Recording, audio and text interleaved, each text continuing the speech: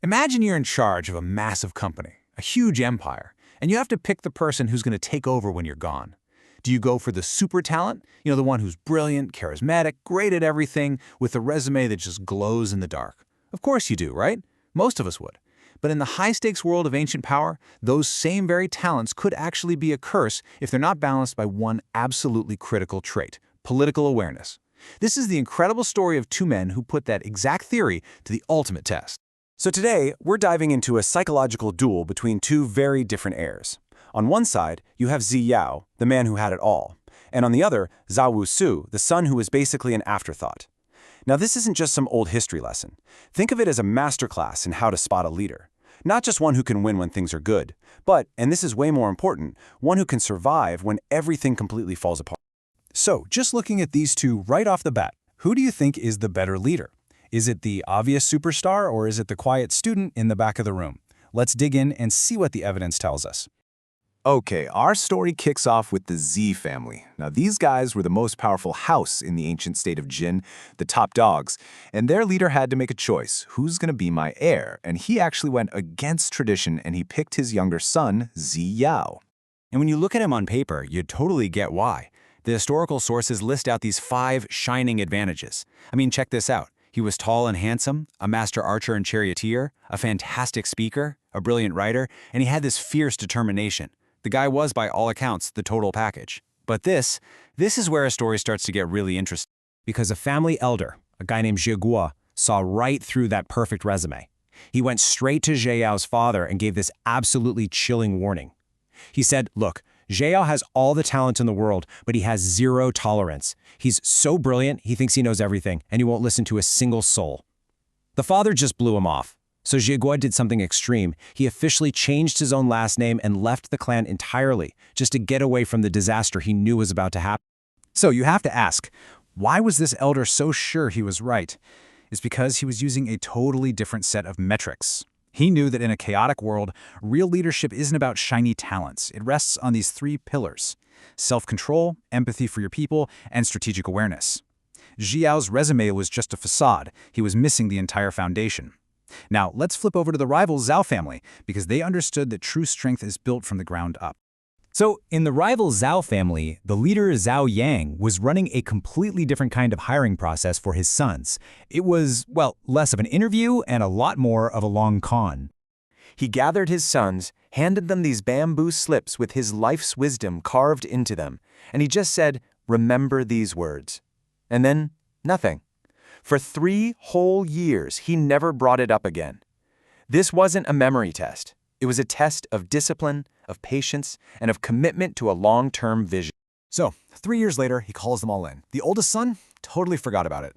But Zhao Wuxu, the quiet one, he recited every single word perfectly. And then, for the knockout punch, he reaches into his sleeve and pulls out the actual original bamboo slips. He had kept them on his person for 3 years straight. This was brilliant. It showed 2 things. First, he was committed to his father's vision, he'd carry on the plan. And second, it showed incredible information awareness. It's almost certain he had spies who tipped him off that the test was happening that day. The guy was always prepared. It's a fascinating idea, right? So what do you think a modern version of the bamboo slip test would be for, say, a CEO or a political leader today? Let us know what you think down in the comments. I'd love to see your ideas. And hey, if you're enjoying this kind of breakdown, make sure to hit that subscribe button for more deep dives just like this. Okay, so now our 2 heirs, Zhi Yao and Zhao Wuxu, take power at almost the exact same time. And wow, their styles could not be more different. Zhi Yao immediately goes on this massive sprint of expansion, just conquering territory left and right. He thinks he's on top of the world, but he's failing what you might call a critical digestion test. He was grabbing power and land way faster than he could actually manage or stabilize it. And with every single victory, his arrogance just grew and grew. It all came to a head at this celebratory dinner. He starts openly insulting the leaders of the other powerful families right to their faces. One of his own advisors pulls him aside and warns him, hey, this kind of behavior brings disaster.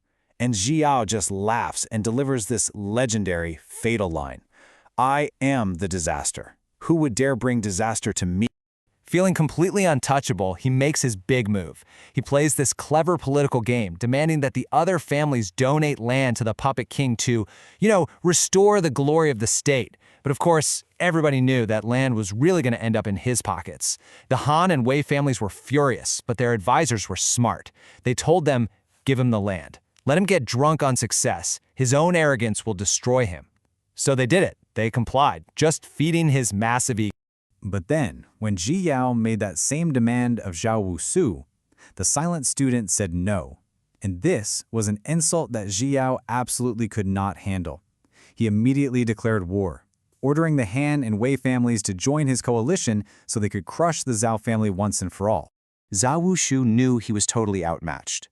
He had to retreat to a city he could defend, and he faced this critical choice. His advisors suggested a city called Changzi because it had high walls, but he said no, knowing the people there were overtaxed and wouldn't fight for him. They suggested Handan because it had full warehouses, but again he refused because he knew the people there resented his family. Instead, he chose a city called Jinyang, which had less money, for one simple reason: the people were loyal to him. And why were they loyal? Well, because his father had set this all up years ago.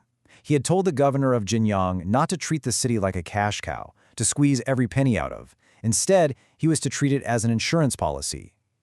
They kept taxes low, they built goodwill, all for the day when the Zhou family had nowhere else to run.